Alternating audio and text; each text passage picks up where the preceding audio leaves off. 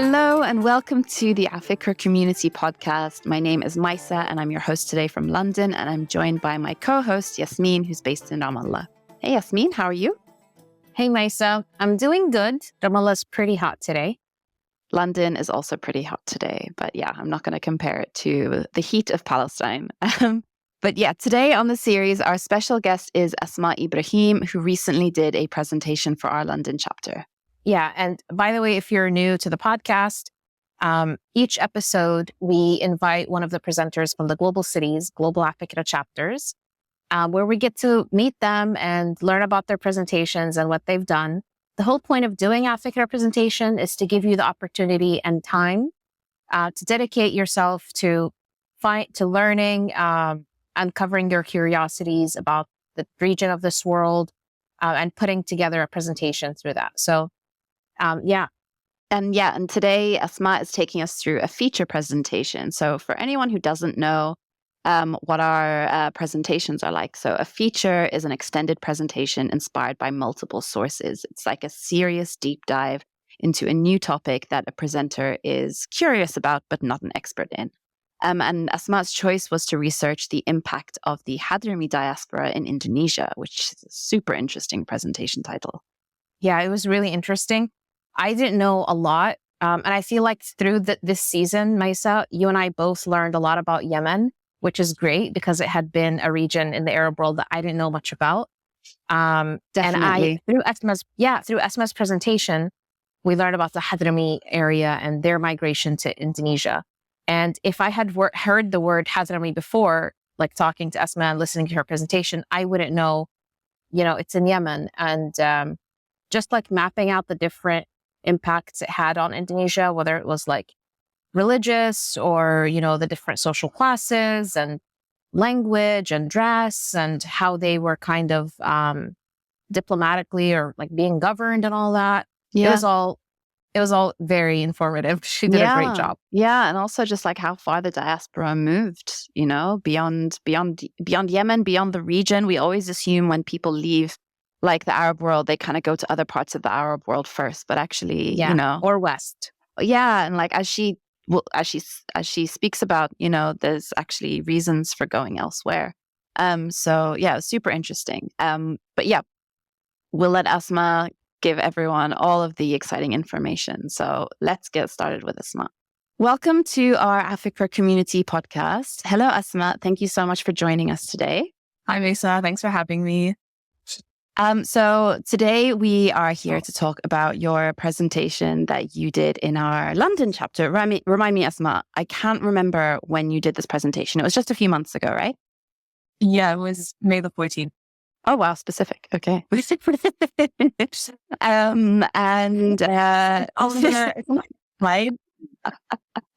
You remember it forever now. Okay. But as well as looking through your presentation today, we obviously just want to get to know you. So firstly, just before we get started, tell us a little bit about yourself. I know you're based in London, but have you always lived here? Like, what do you do? Tell us everything you can. So hi everyone, my name is Asma Ibrahim. I'm born and raised in London. I guess I identify as British Yemeni. Always lived here though. Visited Yemen on holidays as a classic. Maybe I guess pre-war was the time, not so much recently. I'm 23. I graduated last year. I did Asian and Middle Eastern Studies at Cambridge. And at the moment I'm finishing up an internship. Kind of focused on like Middle East, UK friendship. And then after that, we'll figure it out. Oh, wow. Interesting. And you also, I know that you work with Maqam Books, right? This new project that's popped up in London. Yeah. So, I guess the two things on the side are, Yemeni and Maqam Books. So Yemeni I've been involved with since, 2020. It's essentially like a digital platform that works with creatives of female creatives of Yemeni heritage. Facilitating projects with them, featuring their work, stuff like that. At the moment, we're putting together a zine, and we have a Yemeni short film night coming soon in many locations, inshallah, London included. But we've got some screenings in Yemen and a couple other places. So that's a community project that I've been working on. Nice. And then Maqam Books is another project that I got involved in earlier this year when it started up. Essentially just trying to, I guess, make sure that the UK, but I guess especially London, which has a very significant Arabic diaspora, still has access to the kind of literature from the region. And I guess like also creating a space for the cultural elements as well. So that I guess started up in response to the closure of a few different institutions or spaces post-COVID. That's really cool. Amazing. Asma, did you always like kind of know that you wanted to be in this space? Because it seems that you've been like very focused, like education-wise, career-wise, and even like extracurricular, like AFIKRA. Did you always like have this path in mind? I think it started off as like hobbies, things that I was really interested in, or I think it's also the classic diaspora, like, you know, oh, I really want to be more in touch with my roots and I want to learn more. So just like trying to, I guess, take advantage of opportunities where I could learn more or try and contribute or I guess engage a bit better. And so, yeah, so I guess that's just ended up being the trajectory I'm moving toward. And the presentation that you did, it was your first AFIKRA presentation, right? That's right. Hopefully the first of many. And how did it go? Like, what led you to even wanting to do an AFIKRA presentation? I guess I attended, it was an AFIKRA session done in collaboration with Maqam Books, actually. And prior to that, I'd been following the Instagram and I'd seen like podcast snippets and stuff. But I hadn't actually realized that there were in-person events. And when I saw the in-person event, which was super fun and super interesting, I was like obsessed. And I was like, hey, I need to come to these. And then one member of your team was like, we're looking for people to present. And I was like, oh my God, I would love to present something. And I guess the first thing that came into mind, though it didn't end up being my presentation, was actually my dissertation, which was basically about Taiwan-Saudi relations. So I guess, because my undergrad, it's Asian Relations Studies, but I guess I ended up on the East Asia track initially. And my dissertation was a chance to kind of bridge the gap in terms of interest in the Middle East and East Asia. So I was like, no one knows about like the Taiwan-Saudi relationship. This sounds like a cool presentation. But I ended up not doing that in the end, and it's something else entirely different. But at the same time, still, I think maintains that connection between East Asia and the Middle East. So I guess pay homage to your dissertation in another way. Yeah, definitely. Plus, there's always time. Asma, there's always time to do more presentations. So yeah, I look forward to seeing Taiwan-Saudi relations one day. Okay, well, on that note, I think we should just jump right in and let you get started. So take it away, Asma. Okay. So I have always kind of been interested by the idea of the Yemeni diaspora, and especially, I guess, the Hadrami one, because the Hadrami diaspora is very well known. So I guess it's kind of a distinct category of its own. And there are these just hubs of Hadramis around the world. Like there's significant ones in Africa and there are some in East Asia. And it was initially the one in Singapore that I found out about through a friend who was doing her research on Yemenis in Singapore that got me interested. And I was like, whoa, I had no idea there was, a random group of Yemenis in Singapore that's been there for a really long time. And so that's what got me interested in trying to figure out, like, how old has this movement been and where, how has that kind of developed? And also how does it manifest in the present day? Hadhramaut is the biggest, I guess, province in modern day Yemen. It's to the eastern side. Most of it is pretty like uninhabited in terms of like the kind of, I guess, geography of it. But there is a lot of people dotted by the coast, and the capital of Hadhramaut is a city called Mukalla. And that's by the sea. And it's very much, I guess, the way in which it kind of connects Yemen to the Indian Ocean and sort of like, I guess, East Asia and that kind of region. So Hadhramaut is, it's also a very ancient region. Like it's, ancient Yemeni kingdoms pop up there, and it actually comes up in the Bible as Hadhramaut, in Hebrew meaning court of death. So it's got these kind of very ancient connections, but I guess if you're from Hadhramaut, you kind of known as Hadrami. And I guess Hadhramaut's known for two things, and it's known, one, for its religious scholarship, and two, for its diaspora. So to kind of, I guess when I was trying to figure out a focus for the presentation, I eventually settled on Indonesia because I don't think there's been any AFIKRA content actually on the Hadrami diaspora there. There is actually, I think, a podcast or a presentation on the Hadramis of Singapore. And also because, taking you back to lockdown period, there was a video that was going viral on like Yemeni WhatsApp groups. And it's captioned, Chinese people singing Yemeni music. They're not Chinese, disclaimer, they're Indonesian. But that's another conversation entirely.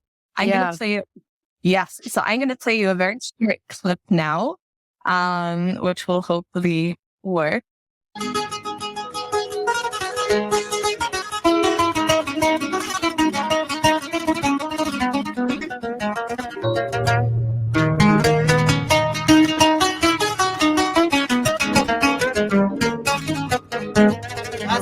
Kasih jalan,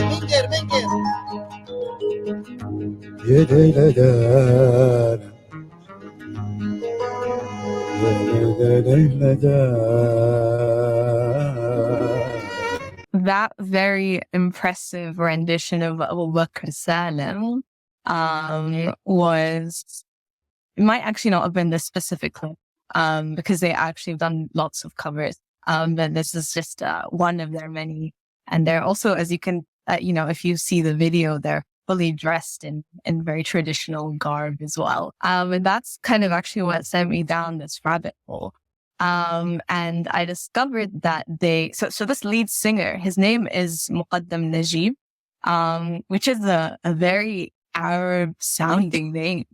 And I figured out through extensive Google Translate, because there is zero information about this band in English, that they were a group of people working at a Yemeni restaurant in Indonesia.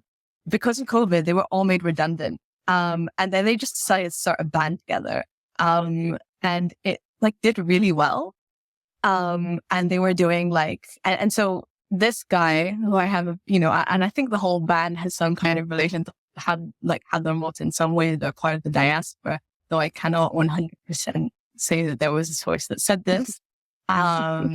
Seems I love how, I guess, catering to that audience. I love how they we're just casually going to start a band, and we can all play these instruments, and our lead singer is a really great singer. Like, they're so good. Yeah, they're so good. They sounded good. Yeah.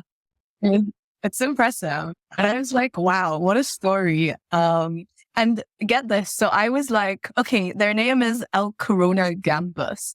And I was like, okay, Corona means that they started during COVID, but Gambus, I just looked it up, what does this mean? It turns out there's always a Hadhramaut connection everywhere you look now. Gambus is actually the word bambus, and that is a short-necked lute instrument that originates in Hadhramaut. And it used to be used before the oud got really popular. And it's used actually even now occasionally, and even in Oman. And it kind of, I guess, became abandoned a little bit because the oud became the more popular replacement as an instrument. But it gained a new life completely through the Hadrami diaspora that moved to East Asia. So, your Hadrami lad would pack his bambus or his gambus in his bag, go up to Indonesia, and the oud didn't quite make it in the same way, and so they would use it when they want to play music. And it actually sparked a whole new genre of music, and it's a genre of music that's shared between Malaysia, Brunei, and Indonesia. And one of these gambus, there are a few types. One of them is actually called Gambus Hadhramaut.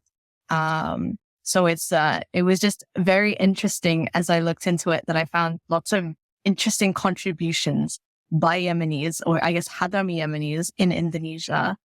So I guess that was the kind of starting point. And it sort of sent me down a rabbit hole in terms of like the historical movement.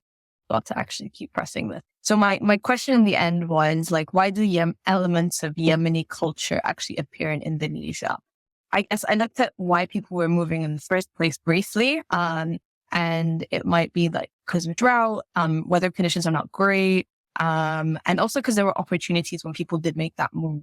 And the Hadramis really, I guess, did make that move happen. If by 1934, a quarter of their population is living outside the country, you could also imagine that there is a lot of exchange, or I guess like that influence becomes two ways. And there's this actually great story about how the first car appeared in Hadhramaut. And it was because of the Hadrami family that migrated to Singapore. They shipped all the pieces over. Then once it arrived in Mukalla, it was transported by camel into like their hometown and then assembled. But they forgot that there hadn't been roads paved actually in Hadhramaut at this time. Asma, when you say so 25% of the Hadrami population is estimated to live outside Hadramaut, like were a lot of them going to other parts of Yemen, or do you mean completely outside of Yemen? Outside of Yemen entirely. So because of the kind of geographical barriers of mountains, people didn't tend to migrate northwards as much as they tended to migrate by the sea. But some people did go up to Saudi to work. So there was quite significant like Yemeni labor force in Saudi and other Gulf countries. But there is also, there was a saying that the wealthier Hadrami would journey much further, whereas the poor Hadrami would migrate somewhere closer to home. So they might migrate either to the kind of GCC area or to Africa. But the wealthier Hadrami would actually make the longer journey to East Asia or Southeast Asia, ending up in Indonesia or Malaysia. A couple actually made up to like the Philippines and stuff. But I believe it was run by the Spanish at the time, and they were a lot more hostile to Muslims. So there didn't end up being too many going up there. But you had a bigger kind of concentration down by Indonesia, Malaysia, Singapore, that kind of area. Okay. In terms of like where people ended up when they did go to Indonesia, the earliest settlement is in a city called Surabaya. And if you're seeing the kind of visual side of this presentation, I was able to find some really cool older photos, which exemplifies, I guess, what that looked like visually, which is nice. So like this is, for example, the local mosque that was built for that community. And I also found some pictures of the local community, for example, celebrating Eid together as a family. And there was also another interesting way to kind of trace the Hadrami impact, I guess, or their significance in Indonesia was because of the Dutch colonial period. So they would, they essentially, for significant minorities, they would assign them a kapitan, a kind of representative who would be the kind of, I guess, like point of contact between that community and the government. And that point of contact, or that person in charge, would have to do things like the census or make sure that, the laws are all translated in the right languages, whatever, things like that. And because of that actual process, and, they'd have to write down their names and things like that, it firstly tells you that the Hadrami diaspora in Indonesia was actually growing quite significantly in terms of its numbers, because they were actually being assigned a kapitan. But also means that we have like great pictures of these guys. And so I found, like one in a place called Petalongan, and another one in a place called Tegal. And actually through the visuals, you can see, the clothing as well. And that, I guess, the similarities that you can find in I guess, more contemporary Hadhramaut and the kind of like the sarongs, for example, which are used in both places and things like that. There's some capitans in a place called Manado, and I really like this photo of the capitan in a place called Asirwan, because he really looked like he was straight off Bab al-Hara with the kind of fez and the whole together. And yeah, I guess what also was super interesting to me was to look at how a diaspora could contribute to a place in a way that was, I guess, I guess it was so successful. Because there are Hadrami diasporas in a lot of places. I mean, I didn't look into every single place, so I cannot judge. But there are certain places where the diaspora was not necessarily as successful. So, for example, the Hadrami diaspora in India, in Hyderabad, was doing well for a while, but from what I've, researched, that they didn't do so well after about 1947. So they were not as economically or politically significant after that. Whereas in Indonesia, up until modern day, the Hadrami diaspora has had a really positive and disproportionate impact. When you think about the numbers, the Indonesian population is absolutely humongous. The Hadrami diaspora is looking like 1 million. And that's people who identify that way. You've got a lot of people who won't identify that way, but will have Hadrami ancestry in between.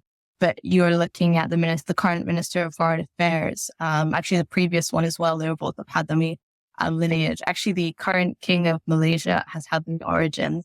The 2018 president of East Timor has Hadrami heritage. And so there's like a lot of really like powerful or very kind of significant figures in contemporary history with Hadrami ancestry. So I thought they were very interesting, like, I guess, success story of a Yemeni community that did really well and is so well integrated in a place that even 4 or 5 generations later, people actually very proudly identify themselves as Hadrami in Indonesia. And I think one point that was quite interesting to me as well was that these Hadramis were also very successful at starting up sultanates. And I thought this was absolutely brilliant because you just have these guys like turn up by a ship. And the story of a Hadrami who married the daughter of a sultan. Again, I guess it probably ties into what I said about the wealthier Hadrami traveling further apart. So having a bit more in terms of resources and wealth. And being able to, I guess, maneuver themselves in a position where they started up, for example, the Pontianak Sultanate, which lasted 7 generations. It was only disbanded in the 1950s.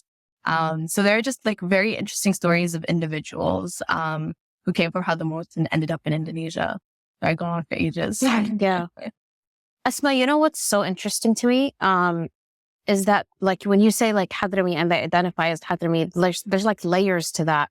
So they don't identify as, or at that time, as like Yemeni or even Arab. No, they identified as like Hadrami, that very specific place within Yemen. Did you at all like look into like how and why, or like whether they identified as like both or all, or? I think it's partially because Hadhramaut has got quite a distinct local culture, and that's something that I guess people who migrated held on to, and it stayed like in terms of migration, it tended to be young men or just men moving, and then they would settle down, marry a local, and then you'd end up with, I guess, half Yemeni or half Arab plus kind of half local children, and so that would be passed on. But because it was the men that were moving as well, and because we're quite patrilineal, their names would, remain over the generations, but also they would still consider that child to be Hadrami because the father was. And I guess they are more, from the research, they are more likely to identify or to place importance on their ancestry than other groups of people in Indonesia might. And so is a kind of point of pride. And another marker was that they would make the effort to bring like Arabic tutors to teach their children Arabic. So there's a real attempt to preserve the language as well, which is quite interesting, especially again, we're looking at generations. So Yeah, like I 6, guess 7 generations. there's a real distinctness in Hadhramaut. Exactly. I think the other point of interest between Indonesia, or I guess the Hadrami diaspora in Yemen, and something that's revived that connection is religion. And there's a quote that I used in my presentation, which is, what has been conspicuously absent in the literature on the history of Islam in Southeast Asia is recognition of the role of the Hadrami Tariqat al-Alawiyya in the process of conversion. And the Hadrami Tariqat al-Alawiyya is referring to a Sufi order that originates in Hadhramaut. And I mentioned very briefly that Hadhramaut is also known for religious scholarship. And that's actually particularly concentrated in a city called Tarim. And as a kind of quick, brief historical background to this, essentially, pre-unification in 1990, Hadhramaut was, I guess, ruled by the socialist government of South Yemen as part of the People's Democratic Republic of South Yemen. The socialist government was, I guess, suppressing religion at that time. The northern government was funding the Salafis there. When unification happened in 1990, so the suppression of the southern government, I guess, eased, it disappeared. And the northern government started to give money to the Sufis in order to balance out the Salafis. So they started to rebuild like old Sufi shrines and things like that. And that time period from the 90s became a kind of reflowering of Sufism, especially in Hadhramaut. And there's specifically a guy called Umar bin Hafid, Habib Umar bin Hafid. And he was this kind of very young, passionate Sufi scholar who wanted to rekindle connection between Hadhramaut and the Indonesian diaspora. So he gets on a boat and goes to Indonesia. He's there for a month and then he returns. But when he returns, he's got with him 40 young Indonesians who will be trained under his personal care and tutelage. So that is essentially the embryonic form of the academy that he, or I guess the school that he then founds 3 years later in 1996. And they essentially managed to establish a pipeline of students coming in from Indonesia to study Islam in Hadhramaut, in Tarim, each year. And they, it happens that they will go for 4 years. It's kind of a proper sort of intensive, rigorous course. And then they'd go back to Indonesia, become, religious figures in their communities and share what they have learned, etc. And this continued until now, actually. And when I was doing the research for this presentation, I stumbled very randomly across a TikTok, of a guy who was stuck in Seiyun Airport, which is the main airport in Hadhramaut. And he just kind of goes, "Oh, look at all of these students from Indonesia, here to study Islam." And you just see like this queue of Indonesians who are there with their suitcases and stuff, and they're going off.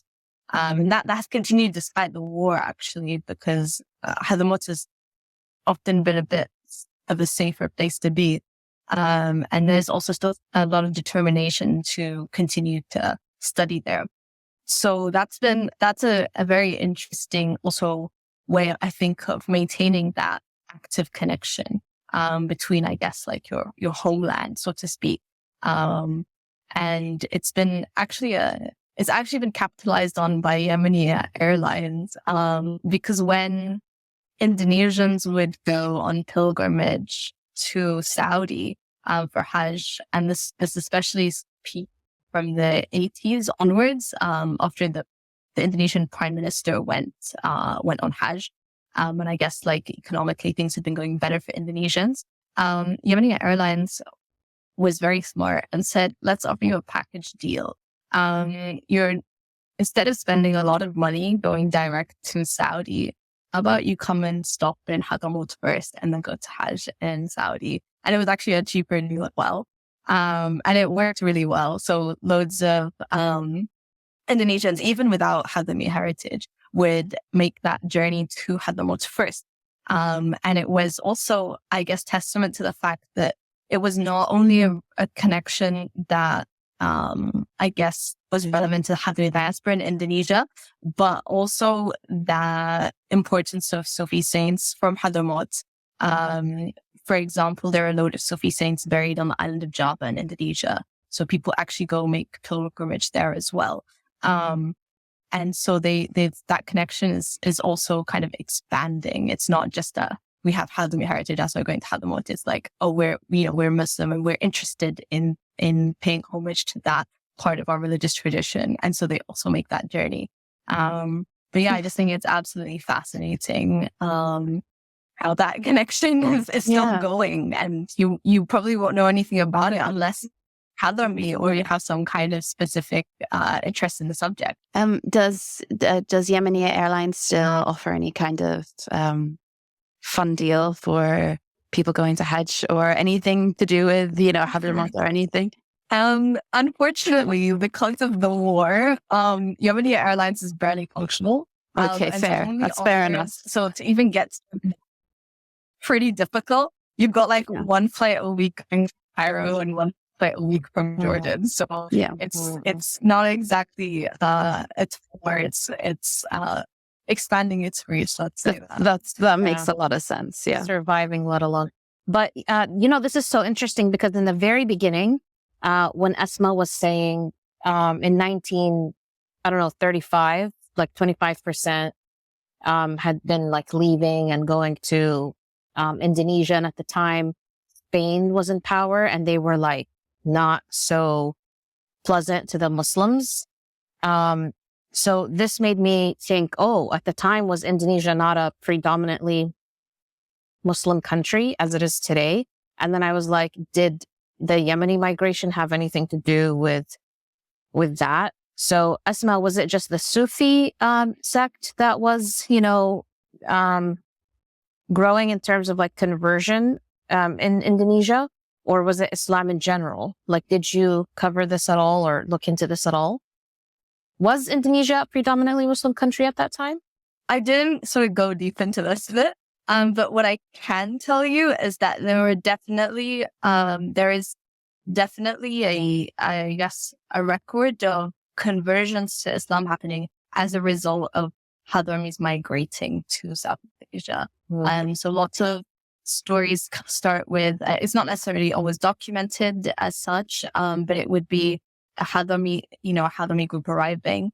And also I guess I forgot to mention this earlier, but the Hadramis that were wealthier also tended to be from Sayyid families that would trace their lineage back to the Prophet Muhammad. So they're not supposed to be wealthier. They're just supposed to be, it's a social class. Like they're supposed to be of the highest social class, but it also often ends up correlating with wealth. So you would get people, with that kind of, lineage moving to that part of the world. And so I think that's also a significant factor in terms of, spreading and converting. And the connection there, yeah. I don't know exactly what the stats were, but there is definitely like an established connection between Hadramis arriving and that conversion happening. But I don't have stats for you, unfortunately. Yeah. There seems to be a lot more that we can keep talking about, but if there was just like one last thing you could add about this whole presentation, what would that be? I think it would be, apart from a very not ominous Hadramis are everywhere, I think it's super fascinating to see how migration from the Arab world to other parts of the world has had really significant impact in other places. We might have forgotten or not necessarily maintained that connection or made the effort to reach out. But there are like really fascinating stories about individuals. And I think it's worth just trying to remember that and trying to, I guess, when you can, like look into it a little bit or keep an eye out for stories like that, because it can get lost, especially if information isn't, readily available in English and things like that. But there is so much to our history that's actually outside of the Middle East proper. That's worth, I guess, investigating or researching. Amazing. Yeah, that's beautiful. Yeah, I think that is an amazing place to finish off this presentation. This has been so interesting, Asma. Thank you so, so, so much. You taught us a lot. I really did. I'm glad. It's been my pleasure also to have the opportunity to have a reason to deep dive into this topic. So the thanks goes two ways, really. Well, we are the ones who are gaining all of this like knowledge from you. So we are grateful, honestly. Okay, well, what we're going to do just to round this all off is to play a fun little trivia game. So I hope you're excited, just as excited as we are. And don't worry, it's not great. And you don't worry if you don't know the answers to the questions. Most of them are kind of easy and we'll only ask like 3 or 4. So the first one, just so you know, Yasmin, I've changed some of the questions around. Okay. Has nothing to do with, I think, your topic or Yemeni heritage. Nothing to do with any of that. No, completely random. And it's just focused on the Arab speaking world and all of that. So, it's just a bit of general trivia. Okay. So first question, when and where was the Arab League founded? Oh, that's a tough one, Maisa. Look, but we recently had an episode about this. Just take a guess. Take a guess. In fact, I could give you multiple choice for the year. Okay. So for the year, let's say you can choose between 1939, 1942, 1950, and 1945. Okay, for the year, let's go 1945. Well done. And where do you think it was founded? Oh, Cairo. Well done. Look at you. Wow.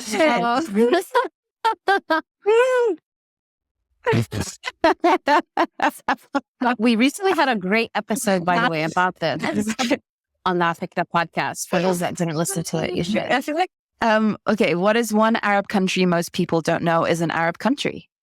Comoros Islands? Yes, exactly. Yeah. I mean, there are a few to choose from. Comoros Islands, Djibouti, like even sometimes people forget that Somalia and Mauritania are part of this. So there's so much more to cover. Okay, just 2 more questions. So, okay, name 3 Arab dishes that do not have rice in them. Badalahara. How about zalabia, which is like Yemeni bread. Shakshuka. Yeah. Oh, yeah. There's also like, mashawi, msakhan, kibbeh, all of those different things. Yeah, there's actually so much that we forget about, but yeah. And now it's making me super hungry. Okay, name 1, and there are only 3, but name 1 UNESCO World Heritage Site in Palestine. Okay, is it like really obvious? Like the Dome of the Rock? Or just like the whole mosque? Actually, do you know what? It's actually not. Is that not? Dome of the Rock is not listed, although, I mean, we should make our own list then. Wait, Yasmin, as our Palestine representative, do you have a suggestion for us for UNESCO World Heritage Site? I would assume there are a bunch that should be. Like, for example, like Qasr Hashem, the Hashem Palace in Jericho, that must be. And if it's not, there's something seriously wrong. Yeah. Is it? Myself? No, the thing is, I do wonder, because 3 are only listed under Palestine. I do wonder if the rest are listed under Israel. Oh, well, we don't know. Okay, so the Hisham or Hashem Palace, I'm not sure, Jericho, that's in Palestine and even in the West Bank. So it should be under Palestine. And then you have the Nativity Church in Bethlehem. That should be one. So you have the birthplace of Jesus, the Church of the Nativity, and the pilgrimage route in Bethlehem. And then it says Palestine, land of olives and vines. The cultural landscape is southern Jerusalem. So I'm not really sure how vast that would, general area. That is, and then they're trying to take, sure. And then you've got Al Khalil, Old Town, so Hebron. Hebron. Yeah. The Ibrahim Mosque, maybe that area. The old town. There's so much to Thanks discover. for being a good sport, Asma. Thank you so much, Asma. And we cannot wait to see all your future presentations, especially if they're as interesting as this.